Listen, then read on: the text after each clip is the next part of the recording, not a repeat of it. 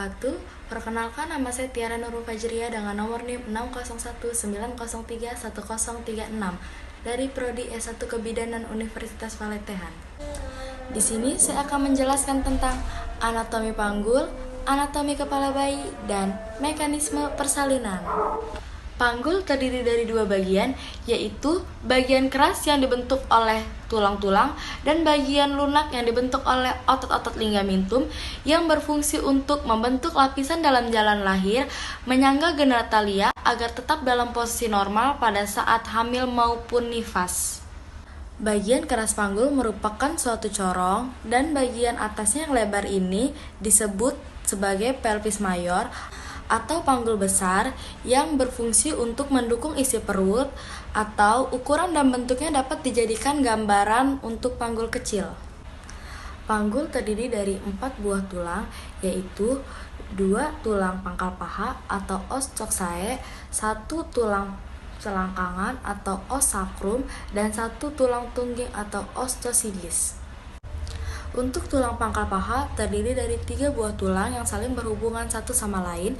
Yang pertama yaitu tulang usus atau os ilium yang merupakan bagian terbesar dari tulang panggul yang membentuk bagian atas dan belakang panggul.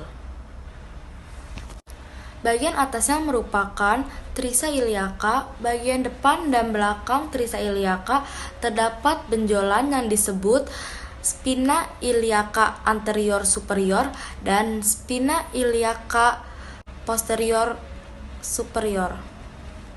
Pada tulang usus terdapat satu jalur yang membatasi antara panggul besar dan panggul kecil yang disebut dengan linea innominata.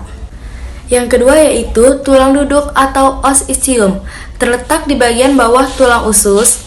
Di bagian belakang tulang duduk terdapat duri yang disebut spina ischiadica. Di bagian bawah spina ischiadica terdapat cekungan yang disebut incisura ischiadica minor. Yang ketiga ada tulang kemaluan atau os pubis, terletak di bagian bawah depan tulang usus. Selanjutnya yaitu ada tulang selangkang atau os sacrum yang bentuknya segitiga lebar di atas dan runcing di bawah, terdiri dari 5 buah ruas tulang senyawa yang saling berhubungan erat. Selanjutnya yang terakhir ada tulang tungging atau os coccygeus. Tulang tungging ini berbentuk segitiga. Anatomi kepala bayi. Tulang kepala bayi terdiri dari tulang tengkorak kranium. Yang pertama ada frontal atau os frontalis. Yang kedua ada tulang parietal atau os parietal.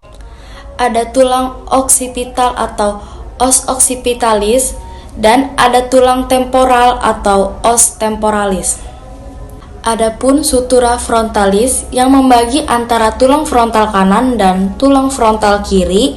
Sutura sagittalis, ada sutura lamordea, ada sutura temporalis, dan yang terakhir ada sutura leoronalia.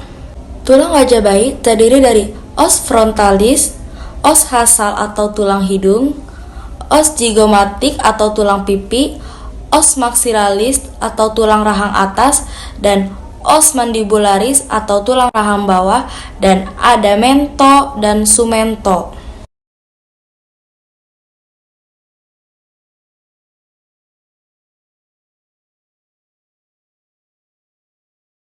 Tujuh mekanisme persalinan. Yang pertama ada engagement. Engagement yaitu kepala memasuki pintu atas panggul. Di sini posisi kepala synclitismus yang dimana sutura sagittalis sejajar ataupun posisinya sejajar dengan jalan rahim. Kemudian kepala mengalami descent atau penurunan. Yang pertama terjadi asynclitismus anterior yang dimana sutura sagittalis tadi mendekati promotorium. Kemudian kepala akan semakin turun karena adanya kontraksi.